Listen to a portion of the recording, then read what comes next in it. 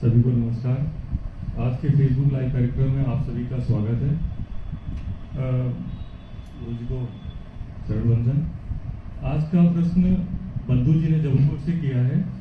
उनका गुरु जी से प्रश्न रखा है उन्होंने कि सत्ताधारी पार्टियों के खिलाफ विपक्ष पार्टी वालों से मिलकर लड़ने की एक परंपरा सी चली आ रही है। परेशान जनता को लगता है कि रूलिंग पार्टी को हटाकर उन्हें कुछ राहत, शिक्षा, रोजगार आदि मिल जाएगा, लेकिन राज्य के नागरिकों को कुछ नहीं मिलता है। प्रश्न यह है कि यह लड़ते क्यों हैं, जबकि मानव अधिकार देकर ये अजय हो सकते हैं। कृपया मार्गदर्शन कीजिए गुरु जी।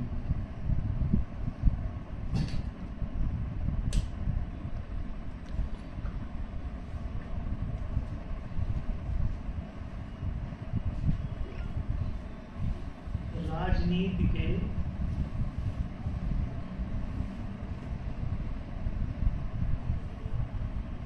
दो स्वरूप हो सकते हैं। एक न्याय पर आधारित और एक अन्याय पर आधारित।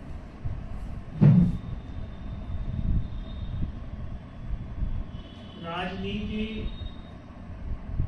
में जितने भी अभी लोकतांत्रिक दल हैं, पार्टियां हैं, संगठन हैं, वे सब सीधे राजनीति से बने हैं। ऐसा समझेंगे सीधे आसमान से टपके। वो मानव समाज की देन नहीं है, उनको समाज ने नहीं बनाया, बल्कि समाज को अपनी मुट्ठी में खींचे रखने वालों ने आपस में एक समझौता करके और दल बना लिया। जब उन्होंने देखा कि व्यक्तिवादी आधार पे लोगों को गुलाम बनाना अब कठिन हो गया है, तो व्यक्तिवादी शासन प्रणाली टूटने लगी। एक जो बलशाली कोई व्यक्ति कब्जा कर लिया राजगद्दी पर, तो वो अपनी वंशावली चला देता था। पीछे आपने देखा होगा, इतिहास में पढ़ा होगा कि कभी कोई मुगल वंश चल रहा है, तो उसके पहले तमाम मौर्य वंश है और भी तमाम वंशावलियां भरी पड़ी हैं राजवंशों की। तो आप देखते हैं कि किसी व्यक्ति ने तलवार के बल से कब्जा किया, एक बाबर आया, उसने पहले होल्ड कर लिया, फिर उसने अपने वंशावली को प्रतिष्ठित कर दिया। तो बाबर के बाद हुमायूं, हुमायूं के बाद अकबर, अकबर के बाद जहांगीर, जहांगीर के बाद ऐसी क्रम से शाहजहां, औरंगजेब, फिर पीछे अंग्रेजों के टाइम तक आप बहादुर शाह। ये कंटिन्यू एक ही वंशावली आप देख रहे हैं, और ये कई सौ सालों तक ऐसे वंशावलियां चलती रहती हैं। शक्तियां वहां घनीभूत हो जाती हैं, तो अब उस परिवार से लड़े कौन? उनके हाथ में सैन्य सामर्थ्य आ गई, तो अब वो वहां कोई अनपढ़, गंवार, मूर्ख से मूर्ख, दुष्ट, धूर्त कोई भी आदमी बैठा दें, तो वो चारों तरफ से जो जैक पार्ट लगे हुए हैं वो उसको संभाले रहते हैं। अकबर जब गद्दी पे बैठा तो वो ऐसे कोई 12-13 साल का था। अब कोई बच्चा 12-13 साल में कितना सक्षम होता है? क्या वो अपनी शक्ति से बैठा है? नहीं, जैकपॉट्स वहां पे चारों तरफ से बैसाखियां लगी हुई हैं, तो कोई अंधा, लूला, लंगड़ा, अपाहिज, एकदम असमर्थ, बल्कि विक्षिप्त, किसी पागल को भी आप चाहे तो बैठा रहे। चारों तरफ से वहां जैकपॉट्स लगे हुए, भीष्म पितामह, द्रोणाचार्य सब लगे, तो जैकपॉट्स। अंधे को भी बैठा लिया, बैठा धृतराष्ट्र। अब महाभारत की कथा में क्या पढ़ते हैं, एक अंधे को बैठा लिया है उन लोगों ने। अब राज्य तो चला, राज्य चलता चला जाएगा, इसमें कहां रोक टोक है, क्या दिक्कत है? तो जब कोई अंधा भी वहां पे सत्ता में बैठ सकता है, फिर भी राज्य आराम से चलता है। इससे क्या सिद्ध हुआ कि वहां पे कोई राष्ट्र, कोई राष्ट्रीय व्यवस्था, सामाजिक कोई नेतृत्व नहीं हो रहा है। फिर क्या हो रहा है? कब्जा, ज्यादा से ज्यादा प्रजा यानी ज्यादा से ज्यादा गुलाम। आपने जितने अपने डंडे झंडे के बल पे कब्जे में ले लिया, बंदूक के बल पे, तलवार के बल पे, हथियार के बल पे, परमाणु बम के बल पे, जितनों को आपने हथियार लिया। अब पुराना रिकॉर्ड आप देखिए तो केवल युद्ध कौशल ही क्षत्रिय लोग सीखते। कभी आपने सुना कि उस शिक्षा देने के लिए स्कूल खोले बैठा है कोई राजा? कहां खोल रहा? किस राजा ने सड़कें बनाई, किस राजा ने विद्यालय बनाए, किस राजा ने अस्पताल बनाया, किस राजा ने कोई शोध अनुसंधान करवाया? कहीं आपको कुछ दिखाई देता है? पूरा इतिहास गवाह है, कुछ भी नहीं है। तो जनता की रक्षा के लिए, जनता की सेवा के लिए, जनता के पालन पोषण के लिए और प्रजा पालन तत्पर है। प्रजा के पालन में ये तत्पर राजा लोग कहीं पालन पूलन कुछ कर रहे हैं? कहीं दिख रहा है? नहीं। और राजमहल बनाते हैं, चीन की दीवारें बनती हैं, बड़ी बड़ी मजारें बनती हैं, बड़े बड़े पिरामिड मजारों के बन जाते हैं। मजार बना रहे हैं और इतने बड़े पिरामिड,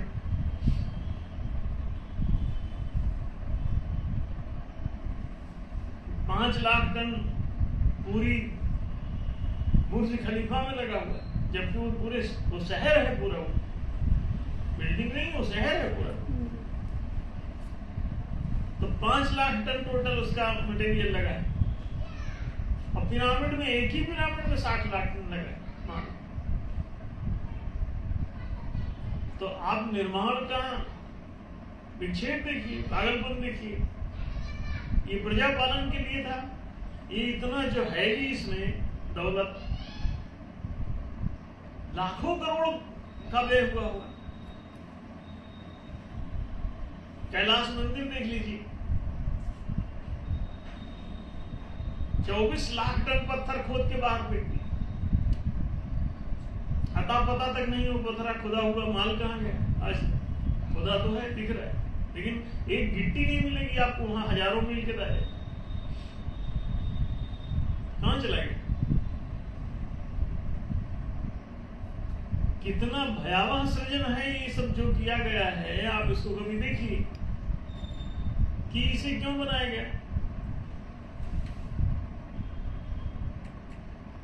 इतनी भयावह चीजें रचना में आई हैं और वो काहे के लिए हैं? अपनी ब्रांडिंग के लिए। सम्राट अशोक ने कौन से कारनामे किए भाई? सम्राट अशोक ने कितने ग्राम पंचायतों में विद्यालय बनाए? कहीं एक भी विद्यालय की कोई नींव दिख पड़ी किसी ग्राम पंचायत में? सम्राट अशोक ने बनाया था। हाँ, बौद्ध स्तूप मिलेंगे, बौद्ध मूर्तियां मिलेगी, हर मंदिर पर कब्जा मिलेगा। एक गुंडा आता है, अपना कब्जा जमा लेता है, पिछले सबकी ब्रांडिंग मिटाना और अपनी ब्रांडिंग तैयार करना। सम्राट अशोक जब देखता है कि युद्ध से केवल लाइबिलिटी बाद में मिला करती है, सैनिक बना बना के सब यज्ञ मार दिए, अब जब जीते राज्य को तो मिला क्या? अनाथ बच्चे, विधवा औरतें, वृद्ध माता पिता। और ये क्या है? Pure liability. तो वो ज्यादा बड़ा ठग था। उसने सोचा कि युद्ध की नहीं, बुद्ध की जरूरत है।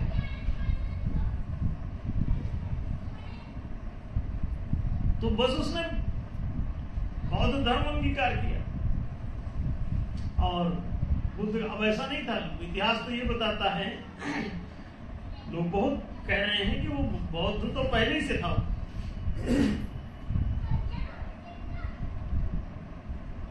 उसे ख्याल आया बीच में कि लायबिलिटी इकट्ठी हो रही है, तो चालाक इतना ज्यादा था, उसने कहा कि लेकिन लायबिलिटी बटोर क्या करोगे, ये युद्ध की जगह बुद्ध का प्रयोग करो तो ओरिजिनल गुलाम मिले। सोचो, लोग सोचते हैं कि दुनिया में या भारत में हिंदू धर्म चलना ना, ये तो सिर्फ बदनामी मात्र है, इनका कहीं कोई शासन नहीं भाई। पूरा होल्ड कर रखा है, 200 साल अंग्रेज पूरे भारत पर होल्ड किए रखे, उसके पहले 800 साल मुगल होल्ड किए रहे, उसके पहले का जो रिकॉर्ड है वो मौर्य वंशियों का है, और ये सब आतताइयों के हैं। बुद्ध के पीछे जो खड़े हैं वो शाक्य मुनि हैं, जो पहले आक्रमणकारी थे शकों, और उन्होंने जो हमला किया था तो शक उमड़ता था। ये चारों तरफ से हमला कर करके यहाँ का शासन कहाँ है? यहाँ सनातन धर्म तो कब से गायब किए हुए हैं, उसे जीने नहीं दे रहे। क्यों? सनातन धर्म कहता है विद्यारंभ संस्कार कराओ, 25 साल पहले पढ़ाओ, ब्रह्मचर्य आश्रम में प्रवेश करो। ब्रह्मचर्य आश्रम विद्यार्थी जीवन है, 25 साल विद्यार्थी जीवन आपको जीना है। आपको पूरी शिक्षा समाज की जिम्मेदारी है, राष्ट्रीय जिम्मेदारी है। कौन राजा कर रहा है भाई? सम्राट अशोक ने किया, 25 साल शिक्षा दी सबको। कब दिया, किसको दिया, और शिक्षित क्यों नहीं है सारे? जब वो दलितों का ही शासन है पूरा देश में, तो वो स्कूल खोल क्यों नहीं रहे, पढ़ा क्यों नहीं रहे? अब कह रहे हैं कि दूसरे लोगों ने पढ़ा। अरे जब शासन में ही दूसरा नहीं है तो वो उसकी कहां चली?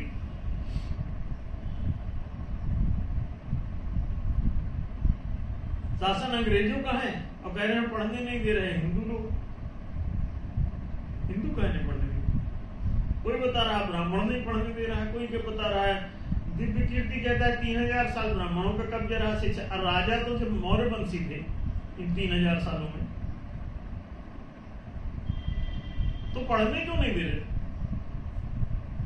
मौर्य वंश के शासन काल में शिक्षा तो पूरी उनके हाथ में थी, और वो किसी को शिक्षा नहीं देते। इनका कौन सा राजा था भाई? जब सारी प्रभुसत्ता 800 साल मुगलों के हाथ, मुसलमानों के हाथ में, 200 साल अंग्रेजों के हाथ में, और फिर उसके पहले मौर्य वंशी, उसके पहले जो है 2500 साल पहले जिसको चाणक्य हटा रहे हैं उसके अत्याचार के काम, वो भी आप जानते हैं सब नवगत हो, न कोई ब्राह्मण था न ठाकुर। वो महापद्मानंद नंदवंश का अंग्रेज इनको जो निपटा रहे थे, तो वो कितने साल तक कब्जा किए रहे? तो भारत में शासन 3000 साल का रिकॉर्ड ये बता रहा कि यहाँ का कोई ब्राह्मण क्षत्रिय सत्ता में नहीं। तो शासन एक दूसरे पर आरोप लगाने से बात नहीं बनेगी। ये देखना पड़ेगा कि आज तुम हो, आज क्यों नहीं दे रहे हो शिक्षा? सनातन धर्म को क्यों नहीं ये जीने देते, क्यों नहीं बढ़ने देते? आप लगातार देखो वर्णाश्रम धर्म का विरोध सभी करते मिलेंगे। क्यों? वो जानते हैं सब पढ़ लिख जाएंगे। वर्ण व्यवस्था कहती है कि आपको 25 साल तक पहले वर्णोत्थान करना है। आप physical, mental, emotional, spiritual development कीजिए पहले, और उसके बाद जितना डेवलप हो जाएंगे उस लेवल का कर्म करिए। गृहस्थ आश्रम में जाइए 25 के बाद, वहां आपको विवाह संस्कार करना है। विवाह का मतलब ही होता है विशेष रूप से कार्यभार वहन करना है। कार्य 4 ही प्रकार के होते हैं: कृषि, वाणिज्य, राज्य, नेतृत्व। तो पात्रता अनुसार, वर्णानुसार आपको कर्म करना है। वर्ण माने पात्रता होता है, जाति नहीं। ये तो जबरदस्ती आप जाति उसको बनाए बैठे हैं अपनी मर्जी से।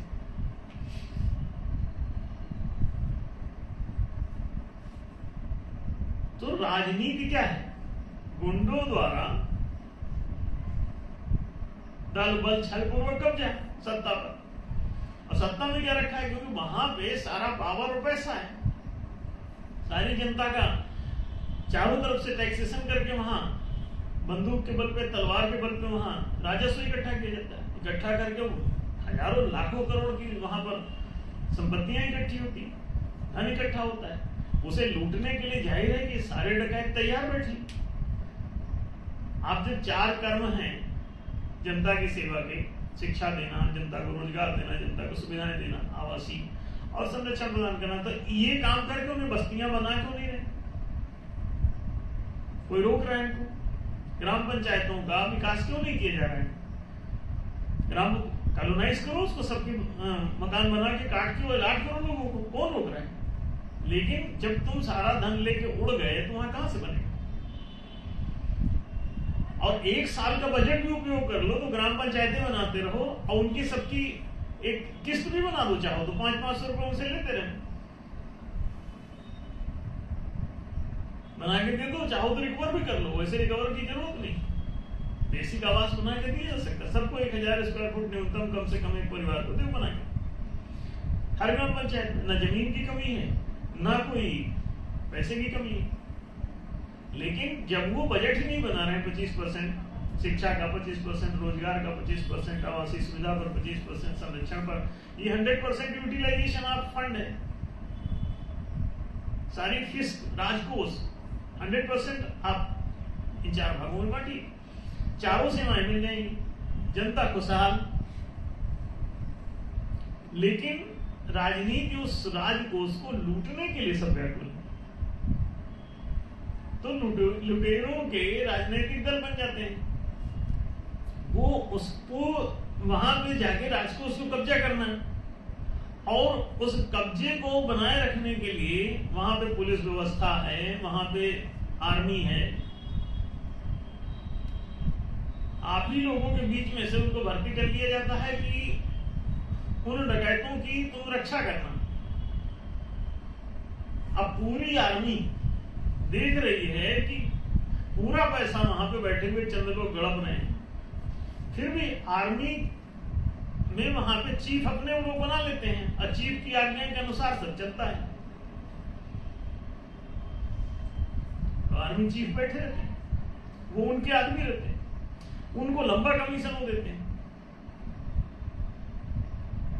ज्यादा बड़ी बड़ी पेमेंट है इनकी।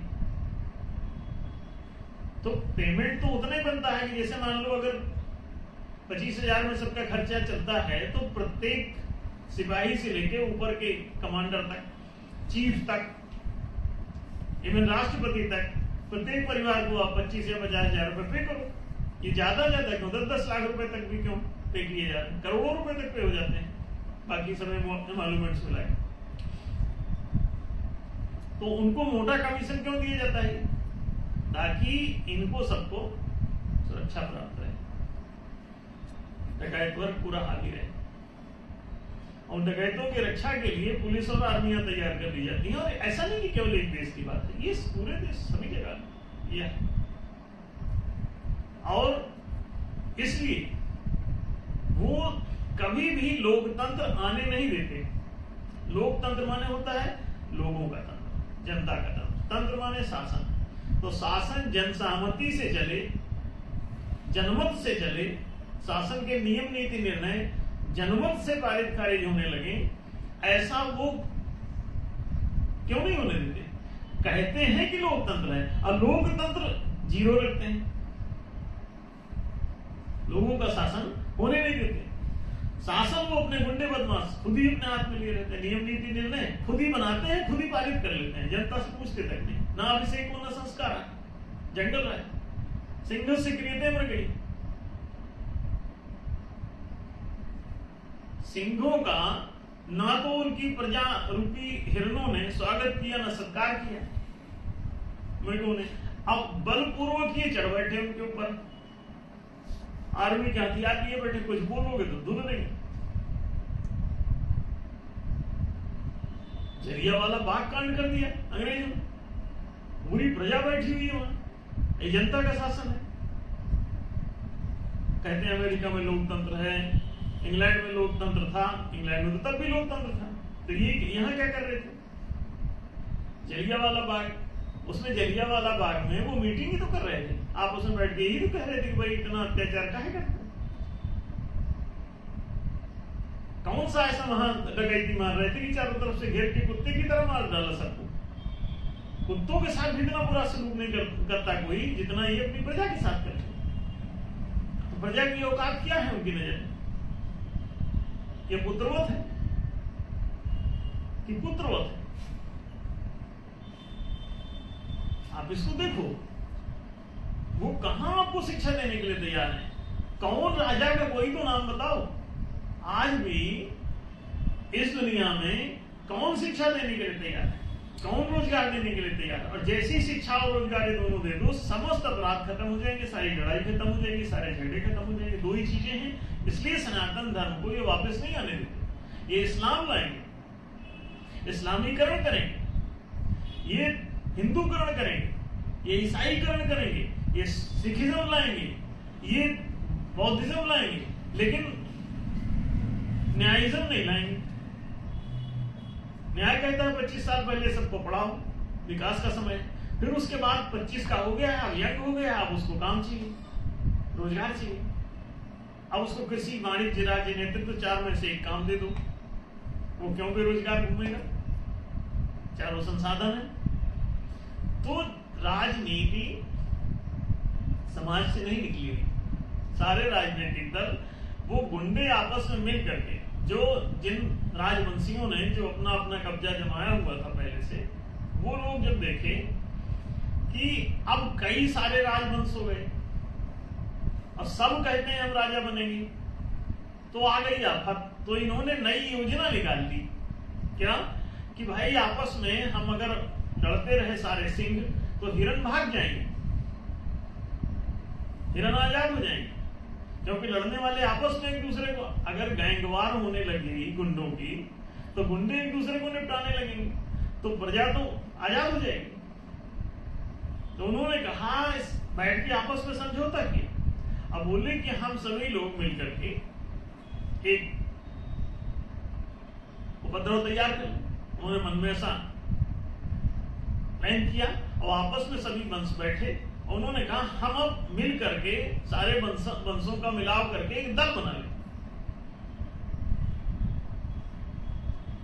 तो जितने प्रभुसत्ता वाले थे उन्होंने अपना दलीकरण कर लिया। अब और भी जो गुंडे बदमाश इसके प्रतिद्वंदी निकल आए, बोले उनको भी इसी दल में भर्ती कर लिया समय समय पर, आमंत्रित कर लेंगे, क्या ठीक है आप भी आ जाइए। जनता को इसीलिए जो भी दल वहां बन के जाता है वो कभी नहीं कहता कि द्वादश मताधिकार दे दो। आपको वो मताधिकार, जब वोटिंग पावर ही नहीं दोगे तो लोकतंत्र कैसे रहेगा? शासन में जब लोग जनसहमति से कुछ हो ही नहीं रहा है तो जनतंत्र कैसे सिद्ध होगा? जनता के मत के विरुद्ध ही वो लगातार बना बना के कानून थोप रहे हैं।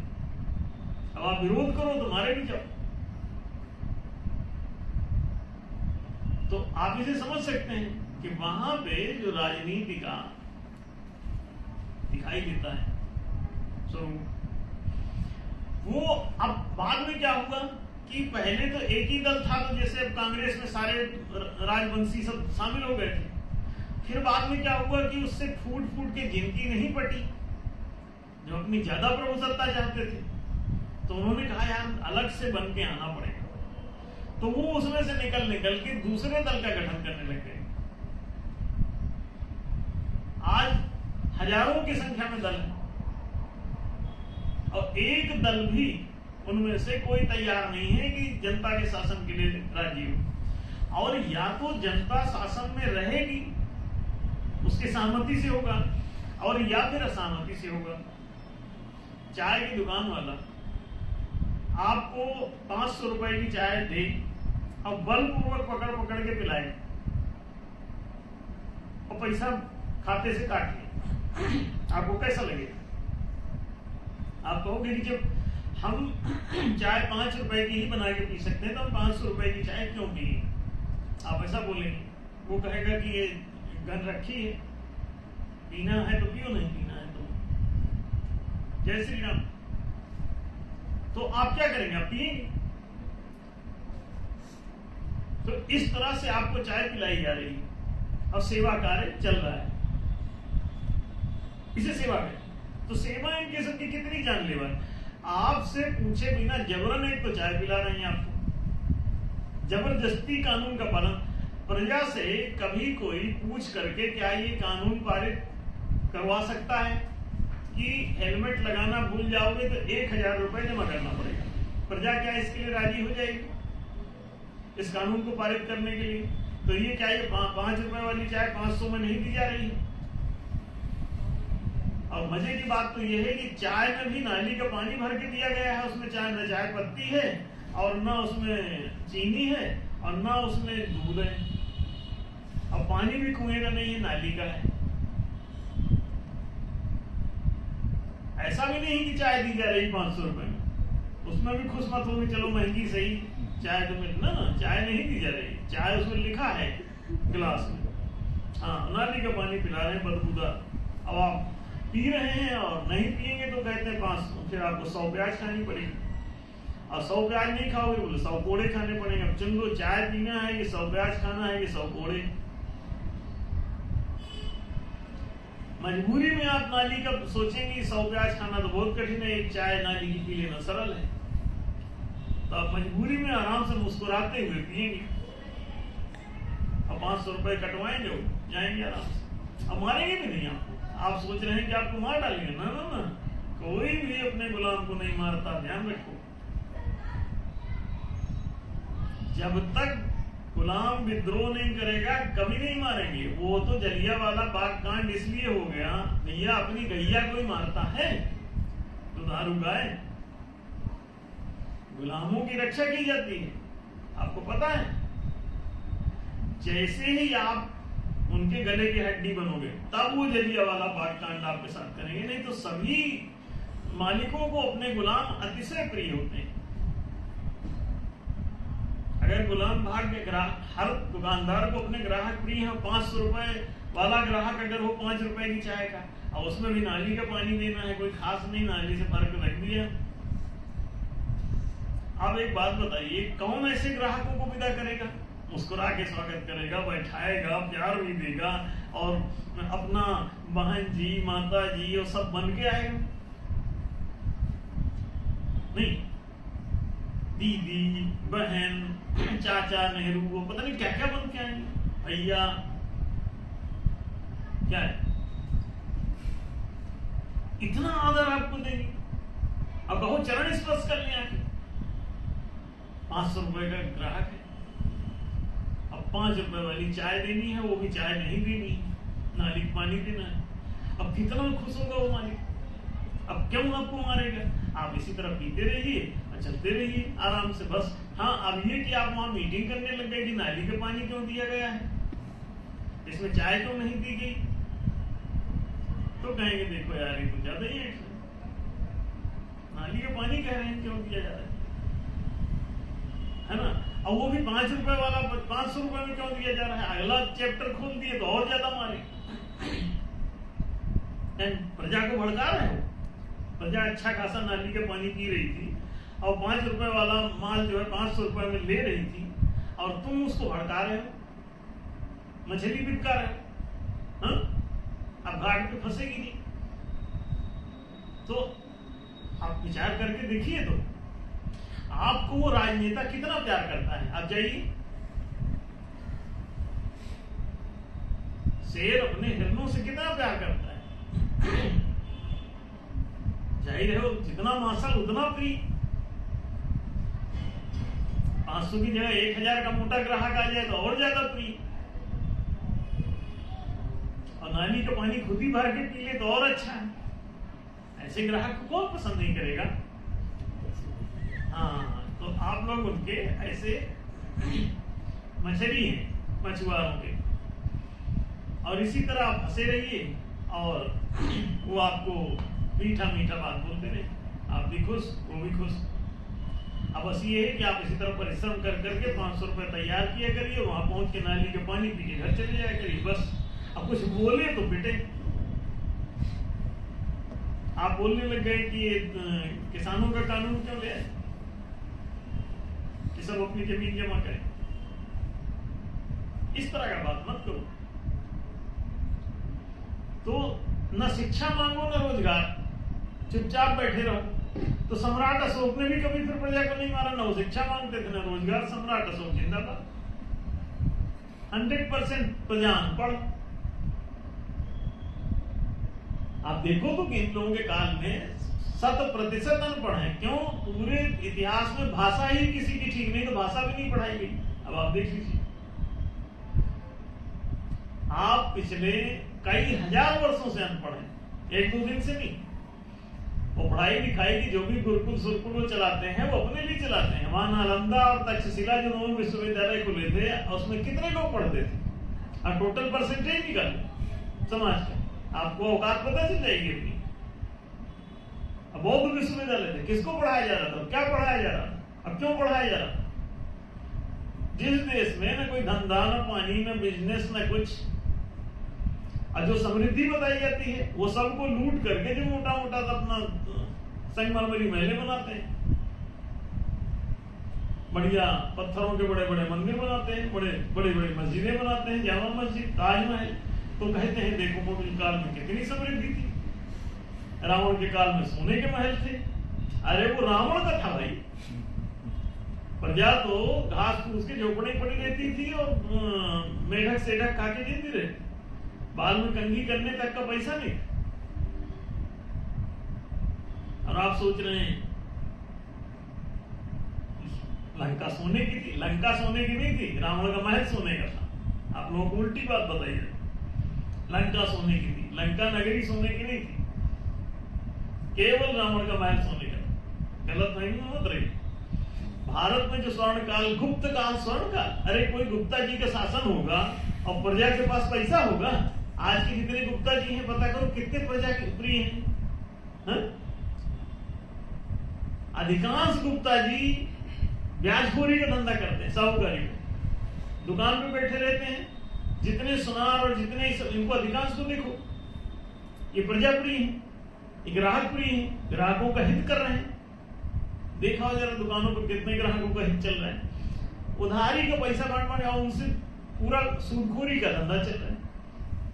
क्यों? आरबीआई को घूस दे के वहां पे लोग सब मिलके पार्टियों को चंदा दे के और वहां से रेपो रेट लगवा देते हैं ताकि जनता को पैसा ना मिले। अब मिले भी तो इतना महंगा रहे कि लगभग उन्हीं के इक्विवेलेंट पड़े, तो आराम से उनका धंधा चलता रहे। तो ये सब बड़ा सोचा समझा है, वेल प्लान्ड है। तो आप लोग सावधान रहें। ये जो आप सोच रहे हैं कि पार्टियां आपस में लड़ रही, नहीं, लड़ नहीं रही है। अभी एक अठावले जी थे, देखो उसमें संसद में बोल रहे हैं कि वो भाई जब उन्होंने देखा कि हवा भाजपा की तरफ बह रही तो बोले हम उधर चले गए। और जब सामने बैठे हैं उनके कांग्रेसी राहुल जी, उनसे कह रहे हैं कि देखिए आपकी हवा थी, हम आपकी तरफ थे और इधर हवा सरकार इनकी बना, हम इधर से बोल रहे हैं, मंत्री बम इधर है, मुंह में बोल रहा। वो दोनों बैठ के हंस रहे हैं, माँ बेटे, संसद भवन वीडियो है हमारे पास। और उधर बगल में मोदी जी भी हंस रहे बैठे, और मुंह भट्ट आदमी है ठावले, कुछ भी बोल सकता है भाई। वो सामाजिक न्याय मंत्रालय का हमारे पास भी फोन आया था उसका, कुछ भी बोल सकता है। वो कह रहा था कि न्याय क्या चला रहा, उनके पीए का एक फोन आया था, हमसे बोला कि ये आप क्या न्याय धर्मसभा चला रहे हैं। उसको सामाजिक न्याय मंत्रालय को हमें पत्र भेजा था, फोन किया उन्होंने, बोले कि आप लोग क्या न्याय कर रहे हैं। हमने कहा आपसे कुछ बचेगा तो हम कर देंगे। हमने कहा आप लोग तो सामाजिक न्याय का ठेका तो आपके पास है। हमने कहा आप लोग करते रहो, और हमारा तो हमने कहा हम लोग तो बहुत छोटा मोटा, हम लोग किसी के साथ नहीं, आप लोगों से किसके साथ न्याय किया। तो हमने कहा आप लोग इतने बड़े पैमाने पर आपके पास ठेका है, आपसे जिनका नहीं हुआ होगा उनका हम देख लेंगे। हमने कहा हम तो बहुत छोटा मोटा ऐसे काम करते हैं, तो सारा ठेका तो आपके पास है। वो समझ गया, काट ली। तो अब आप देखिए इस दुनिया में न्याय क्या है। न्याय इतना है कि तुम मालिक हो या गुलाम। जब तुम गुलाम होते हो तो तुम अन्याय के शिकार होते हो, जब तुम मालिक होते हो तो अन्याय तुम्हारे साथ करेगा कौन। अब मालिक और गुलाम क्या होता है कि शासन सत्ता और शासन व्यवस्था में तुम्हारी क्या भूमिका है, तुम्हारी सहमति असहमति है कि नहीं। दुकान का मालिक जो है उसकी सहमति से ही दुकान में काउंटर कहां लगेगा और सामान कहां रखेगा, कितने का बिकेगा, वही तय करता है। मालिक का मतलब ही होता है सारे वहां के नियम नीतियां निर्णय वो तय कर सके। अगर आप राष्ट्र में हैं और राष्ट्र में मालिक की तरह रह रहे हैं, समाज में है, समाज में मालिक की हैसियत से आप रहते हैं, तो आपकी नियम नीति निर्णय में सहमति होगी। आपसे पूछे बिना, आपके मतदान के बिना वो पारित खारिज नहीं होगा। एक ही लक्षण है आपके मालिक होने का, बाकी मालिक होने का भ्रम तोड़ लीजिए। अगर आप नियम नीति निर्णय पारित खारिज करने में अपनी भूमिका नहीं रख पा रहे हैं तो आप मालिक नहीं हैं। तो ये सीधी सी बात है कि ये उनकी लड़ाई का प्रश्न नहीं है। वो तो एक आज जो कांग्रेस में है वो भाजपा में भी जा सकता है, भाजपा वाला कांग्रेस में भी जा सकता है, एक आम आदमी पार्टी में वही लोग घुसे हैं, वही लोग भी निकल के वहां दूसरी पार्टी में वापस चले जाते हैं। वो सब एक ही रहते हैं। अगर उस नाम से आप थक गए हैं तो इस वाले नाम से उड़ दीजिए। इस तरह का मामला है। अब वो आपको कभी मालिक नहीं बनने देगी। लोकतंत्र में वो लोग वोट प्राप्त आपसे करके और नियम नीति निर्णय में आपको कभी साझेदार नहीं बनाएंगे। वो खुद पारित खारिज करेंगे, क्योंकि उनको अपने फायदे के नियम नीति निर्णय बनाने हैं। इसलिए जनता से जनहित का अगर बनाएंगे तो जनता से पूछने में उनको कोई शर्म नहीं, कोई डर भी नहीं।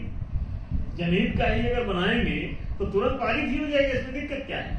जनहित का नहीं बनाना है, उनको स्वहित का बनाना है, अपने निजी नेताओं के हित का बनाना है, राजाओं के हित का बनाना है। इसलिए वो लोग जनता की भागीदारी इसमें नहीं होने देते। इसलिए लोकतंत्र दुनिया में कहीं नहीं है वास्तव में। क्यों?